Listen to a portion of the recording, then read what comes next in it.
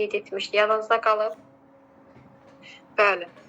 Orada məsələn məqsəd 3-4-dən artıq götürülür. Lakin məqsəd təlim nəticəsi kimi götürülür. Məncə Yəni alt standartın özünün təlim nəticəsi kimi yazılması bəli, bəli. Hə, onun öz alt standart kimi qeyd olunması, bir də ki, təlim nəticəsinin artıq olması. Artıq olması, mürəkkəb yazılması, Mürəkkəb yazılması, uşağa bildirilməməsi, doğrudur. Sonra siz deyərsiniz, təlimin təşkilinə verilən tələblərdən əyanilik nəyə bildirirdi? Təlimin təşkilinə verilən tələbdə əyanilik, burada məsələn, uşağın məsələn öyrənməyə olan marağını stimullaşdırır.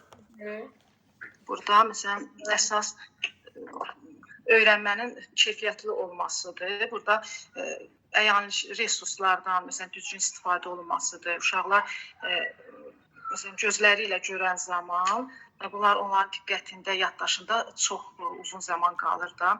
Məsələn məşğələni əyani vəsaitlərlə keçən zaman uşaqlar daha çox maraqlanırlar. Yaddaşlarında çox qalır. Cari planlaşdırmaya nələr aid idi?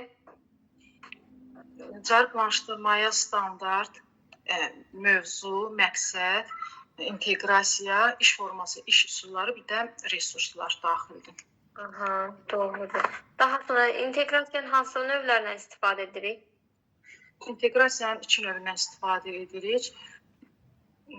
Üfüqi və şaquli inteqrasiya. Şaquli inteqrasiya inkişaf sahələri eyni, yaş qrupları müxtəlif olan şaquli inteqrasiyadır.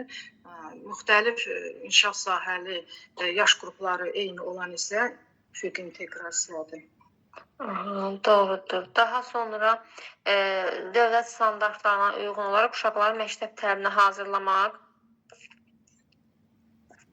Hə, dövlət standartına hazırlamaq tərbiyəçinin vəzifəsidir.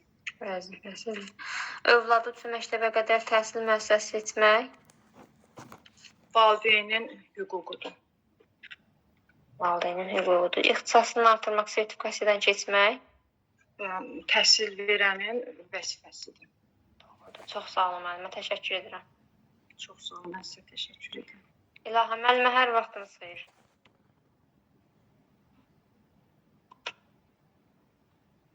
Axşamınız xeyir müəllimə. Axşamınız xeyir. Siz deyərdiniz müəllimə zəhmət olmasa, məzmun standartı nəyə deyilirdi?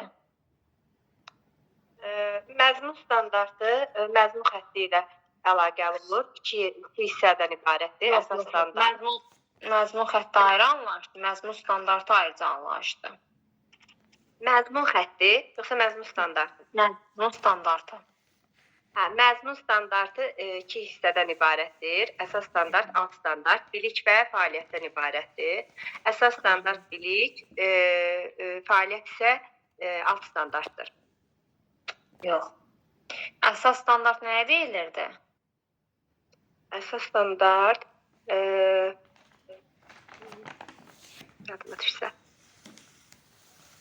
Məzmun xətti üzrə görüləcək fəaliyyətin istiqaməti müəyyənləşdirilirdi, düzdürmü? Yəni alt standart da əsas standartla bağlı olur. Aha. Əgər desək ki, uşaq şəxsi gigiyena əşyalarını, daraq, dəsmal istifadə edir. Burada bilik hansı yer olacaq, hiss olacaq, bacarıq hansı hiss olacaq? Daraq, dəsmal, bunlar bilik hissəsidir. İstifadə edirsə artıq fəaliyyətdir. Bəli. Feil varsa o artıq bacarıq hissəmizdir, fəaliyyət hissəmizdir. Daha sonra siz deyərdiniz, ümumi təlim nəticəsi nədir, təlim nəticəsi nədir? Ümumi təlim nəticəsi perspektiv plandır, təlim nəticəsi isə gündəlik, cari plandır. Əgər uşaq tutaq ki, balina görür, nə vaxtsa da köpək balığını görür, onu da balina adlandırır. Bu artıq Piaget'in nəzəriyyat Piaget'ə əsaslanır. Artıq burada uşaq sinekterizmdə də eyniləşdirir artıq onları ki, yəni o eyniləşdirir ki, onu da görür. Çünki uşaq əsaslarla assimilasiya hərəkət edir. Çünki onlar ayırt edə bilmir, öz fikrində tutduğunu deyir. Assimilasiya Akkomodasiyada isə uşaq artıq başqasının Artıq köməyi ilə bilir, fikrini dəyişdirir. Bəli, artıq balığa balıq. Məlum olanlar artıq yeni məlumata yoğunlaşdırma prosesi. Yəni uşaq artıq gördüyü obyekti tanıyır, bilir. Yəni bilir ki, balinadır, köpək balığıdırsa, köpək balığı. Yəni bu cür seçə bilir. Daha sonra müəllim əgər deyək ki, uşağın meyil marağına nəzərə almırsa, özünə uyğun olaraq dərsi keçirsə, hansı prinsip pozmuş olur? Uşaq yönümlülüklə pozmuş olur. Aha, doğrudur.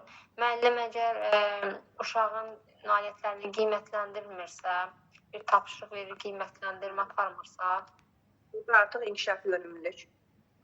inkişaf yönümlülük prinsipini pozmuş olur. Uşaq deyək ki, təhlükəsizlik qaydalarını bilirsə, hansı standarta yanaşmış olur uşaqda? 1.1, 1.3. 1.3. Daha sonra misal uşaq Göyçayda yaşayır, bilir ki, ora nə ilə məşhurdur. Səriştələrdən hansı səriştə formalaşır uşaqlarda? Orada milli kimliyin dərki. Milli kimliyin dərkinə nə deyilirdi? Uşaq orada milli kimliyin dərkində uşaq orada vətəni haqqında muzeyləri, nə bilim, yəni tarixi yerləri, yəni milli kimliyin dərkində uşaq bildiyini söyləyir. Amma o bir Azərbaycançılıqda isə uşaq öyrənir. Hələ Azərbaycan haqqında məlumatlanır. Mən dedim ki, uşaq əgər yaşadığı ərazi haqqında, ərazi nə ilə məşhurdursa, onu bilirsə, hansı səriştə formalaşır uşaqda? Səriştə, dəyərlər. Fəal vətəndaş mövqeyi. Hamısı qatlı mövqeyi. Bəli, fəal vətəndaş mövqeyi. Bəs mədəni müxtəlifliyə hörmət hansı standartımız, hansı prinsipimizlə əlaqələndirirdi? O 4.3. Sosial demokratlar. Prinsipdən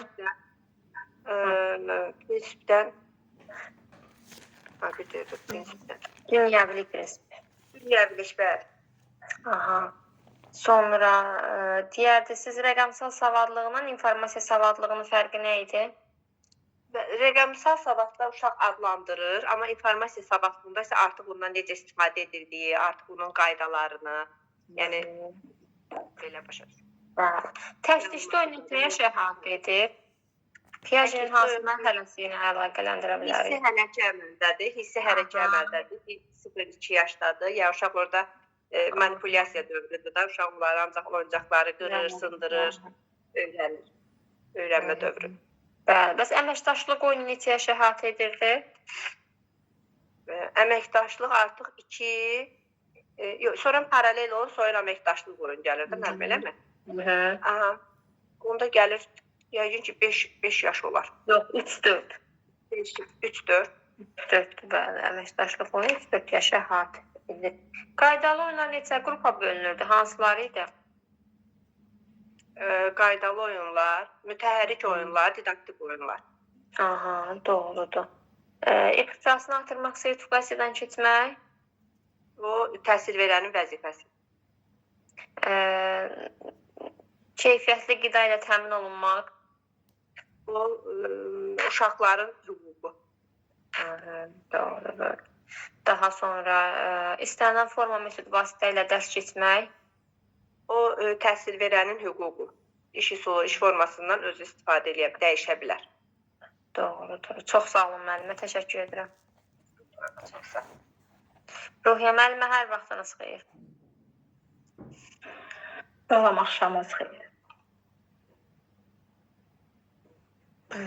Siz deyərdi zəhmət olmasa, əgər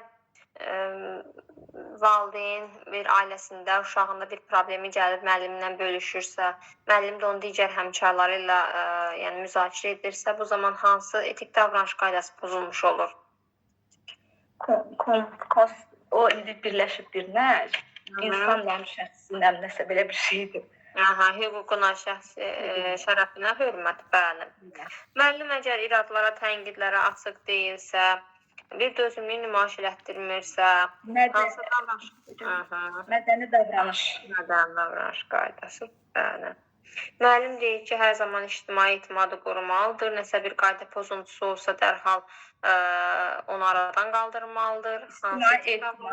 İctimai etimaddır, bəli. Davranış mədəniyyəti haqqında uşaqlarda formalaşan bacarıqlar necə adlanır?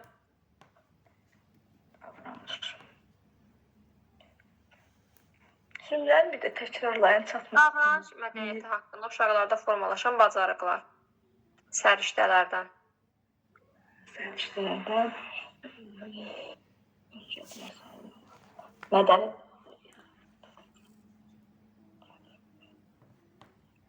Şəxsi və sosial məsuliyyət.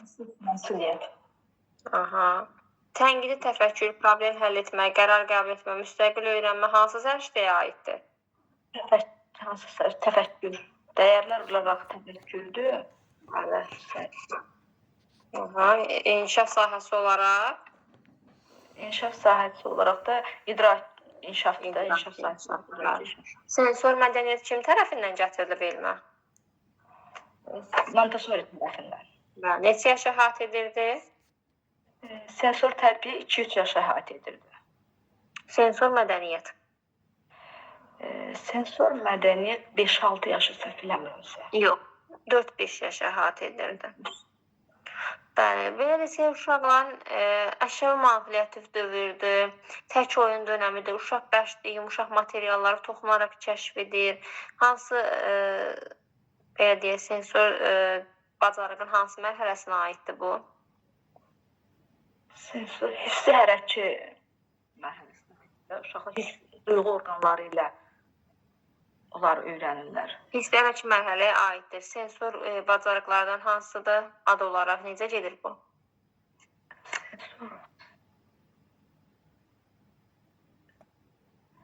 Sensor tərbiyə. Sualı ala bilmədim, dərk edə bilmədim. Sensor təcrübədir. 0-2 yaş əhatə edir. Tək oyun dönəmidir, hisslərəki mərhələdir. Əyan əməli təfəkkürə də aid edə bilərik biz bunu. Tək oyun dönəmidir uşaqlar. Bu sensor təcrübədir. 0-2 yaş əhatə edir. Bəs sensor italo neçə yaş əhatə edirdi? 5-6 yaş əhatə edir. 5-6 yaş əhatə edir.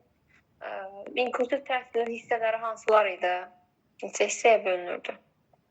İnklusiv təhsil tam daxil olma, bunu deyirsiniz. Hissəvi, tam, nöqtəvi. Nöqtəvi, hissəvi, tam daxil olma, düzdürmü? Bəli.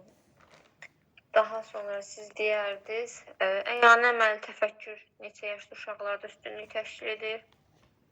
Əyani əməli təfəkkür 3-4 yaş idi. Yox, 3 yaşa qədər müəllimə. 3 yaşa qədər uşaqlarda üstünlük təşkil edir. Öyrənmə inkişafından əvvəl necə? Yəni o sual verəndə o 2-3 yaş gedir ya 3 yaşa qədər? 3 yaşa qədər. 3 yaşa qədər. Öyrənmə inkişafdan əvvəl gəlir fikir kimə aid idi? Öyrənmə inkişafdan əvvəl Piaget'yə, ya Vygotsky öyrənmə inkişafdan əvvəl gəlir. Piaget'yə aid idi. Vygotsky yox, Vygotsky. Hansı yanaşmada əsas amil söz azadlığıdır? Uşaqlar 7 yaşa qədər təhsildən kənarda qalırlar, oxuma yazır. Valdorf yanaşmasında. Bəli. Uşaq əgər sayır və geriyə də saya bilirsə, ümumiləşdirə apara bilirsə, hansı mərhələdədir? Konkret mərhələdədir. Konkret mərhələdə. Dəyərləndirmənin neçə növünü hansılardan istifadə edirik?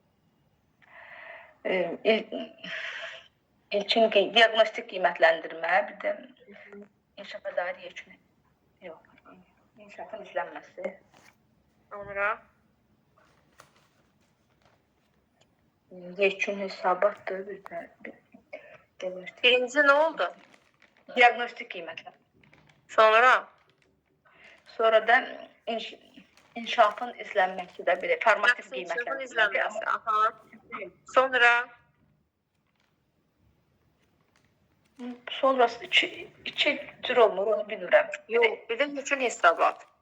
Yekun hesabat da ora aiddir. Bəli, yekun hesabat. Sonra siz deyərdiniz, meyyər cədvəlinin hansında istifadə olunur? Yerinə yetirir, yerinə yetirmir, qismən yerinə yetirir. Yox, hansı dəyərləndirmədə istifadə edirik, onu soruşuram. Hansı dəyərləndirmədə? Sualı bir də verin, zəhmət olmasa. Meyar cədvəlindən hansı dəyərləndirmədə, qiymətləndirmədə istifadə edirik biz? Formativ qiymətləndirmədə. Formativ qiymətləndirmədə. Formativ qiymətləndirmə üsullarına nələrə aid idi? Mexanizmlərdə deyilir. Mexanizmləri. Həm mövzunu oxumamısınız müəllimə, bilmirsiniz? Uşaq bilmirəm, yəqin çoxdan oxumuşam yadımda. Çıxıb sözləri üçün təkrar olamamışam. Yox. Siz o zaman deyin, normal iş şəraitində təmin olunmaq. Təhsil verənin hüququ. İxtisasını artırmaq, sertifikasiyadan keçmək. O təhsil verənin vəzifəsi. İldə bir dəfə dövlət hesabına tibbi müayinədən keçmək. Bu da təhsil verənin vəzifəsidir. Övladına Azərbaycançılıq ruhunda, vətənpərvərlik ruhunda tərbiyə etmək. O valideynin vəzifəsidir. Çox sağ olun, təşəkkür edirəm. Sağ olun. Daha sonra Afət müəllimə hər vaxtınız xeyir.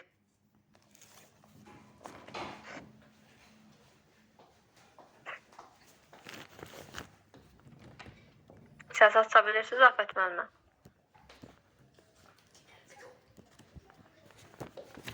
Səsiniz gəlmədi. Aynur müəllimə hər vaxtınız xeyir. Axşamınız xeyir müəllimə, necəsiz? Sağ olun, siz necəsiz? Sağ olun, yaxşı olasınız.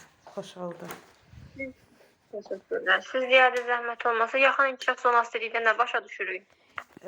Yaxın inkişaf zonası deyəndə Vygotsky'nin deməli ikinci zonası deyəndə, yəni müəllimə belə deyək də, uşağın bildiyi və öyrəndiyi dövr arasında, yəni uşağın orada bir yəni necə, məsəl üçün siz bizə dərs deyirsiniz, biz öyrənirik də. Yəni mənim öyrənmə dövrüm sayılır. Öyrənmə dövrü. Siz bizə yol istiqamət verirsiniz.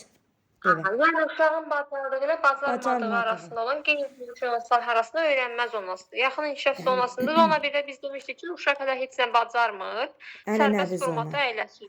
Bəli, Bəli, zona 2-də artıq ona bir müvəqqəti dəstək göstərir, scaffolding edirik, düzdürmü? Bəli, yol istiqamət verirsiniz. Zona 3-də isə artıq biz uşaq sərbəst formada fəaliyyəti yerinə yetirirsə nə adlanırdı bu? Müəllimə, orada aktual zonada artıq hədəfə çatır da uşaq. Kitabda belə də yazılmışdı ki, müəllimə, faktiki adı da digər adı faktiki. O aktual zonanın. Faktiki. Aktual zonada artıq uşaq sərbəst formada fəaliyyəti yerinə yetirir. Afət müəllimə, sizin səsiniz gəlmir. Mənim səsim gələ bilərsə, aşağıda yazmışdınız müəllimə, sizin səsiniz gəlib. Yəqin çıxın yenidən girin, yəqin düzələr. Ola bilsin sizdə problem var. Sizin səsiniz gəlmir mənə. Yəni ona görə. Çıxın yenidən girin, inşallah düzələr. Daha sonra siz deyərdiniz loyallıq. Aha. Nə idi loyallıq? Loyallıq müəllimə, siz desəz mən taparam loyallığı. Nətər deyim ona? Allah deyən olsun. Deyim. İzahını vermişdim. Deməli, loyallıqda belə mən məsəl üçün işlədiyim idarədə işləyirəm, digər idarənin elə bil ki, onun yaxşısını yox, pisindən danışıram, onu pisləyirəm onun haqqında, o idarə haqqında, pis fikirlər yürüdürəm. Belə bir şeydə. Yəni əsassız olaraq danışmaqdır. Laf edib siz MİQ imtahana, sertifikasiyaya keçməyib, gəlirlər deyirlər ki, pul verib keçəcəyik, pul versən balovu artırırlar. Əsassız danışmaqdır bu. Yəni olmaz bu cür danışmaq. Bəli, bu loyallıq etik davranış qaydasına aiddir. Qeybət kimi müəllimə çıxır da bir sözlə. Qeybət kimi. Yoxsa? Qeybət yox, qeybət deməyək. Çünki belə deyim, əsassız danışmaqdır. Əsası odur ki, bu loyallıq bir əsassız olaraq, sübutun olmadan, faktın olmadan danışmaqdır. Bu loyallığa aiddir. Əyani əməli təfəkkür neçə yaşa qədər üstünlüyü təşkil edirdi? Əyani əməli? Mən bayaq dediniz deyəsə 3 yaşa qədər. Bəli, 3 yaşa qədər üstünlüyü təşkil edir. Ünsiyyət, əməkdaşlıq, rəqəmsal savadlıq hansı səriştəyə aiddir? Bu fəaliyyət. Fəaliyyət. Aha, uşaq dövlət rəmzini tanıyırsa, adətən nə haqqında məlumatı varsa, Bu Azərbaycançılıq. yox, səriştələrdən. Hə, Diana müəllimə. Deməli, milli kimliyin dərki, Bəli, milli iftixar bəli, hissi. milli kimliyin dərki, milli iftixar hissi. hissi. Qruplarla iş formasının mənfi xüsusiyyəti nədən ibarətdir? Qruplarla işləməm. Orada deməli konfliktli uşaqlar elə bil ki, yəni onlar bir arada O oturub cütlərə aiddir. Onlar cütlərə aiddir. nəyə dediniz müəllimə? Nəsə Qruplarla iş formasının mənfi xüsusiyyəti. Hə, orada mənim işgüzar səsküy olurdu da. İşgüzar səsküy. Və kollektiv Orada kollektiv iş da formasının mənfi xüsusiyyəti. yüksək potensial uşaqlar daha öndə olur. Zəif uşaqlar elə bil ki, qalır da. Onlara bayaq müəllimə deyən kimi vaxt müddəti verilməlidir ki, yəni onlar da öz fikirlərini yürüdə bilsinlər. Yəni orada güclü uşaqlar öz fikirlərini tez ifadə edir, zəiflər arxada qalır. Bəli, arxa planda qalır. Siz deyərdiniz, fiziki mədəniyyət məşğələsi neçə hissədən ibarətdir? Fiziki mədəniyyət 3 hissədən ibarətdir. Giriş hissə, yəni hazırlayıcı, əsas hissə, yekun hissə, yəni tamamlayıcı deməkdir. Tamamlayıcı. Gün rejimin komponentlərinə nələr aid idi? Gün rejimin komponenti, yəni səhər uşaqların qəbulu, mənim o deyirsiniz? Yoxsa düz düşünmürəm. Hə, uşaqlar... Yox, komponentlər verim. O birinci mərhələni deyirsiniz siz. Ümumiyyətlə gün rejiminin komponentləri var idi. Gün rejimi... Yuxu.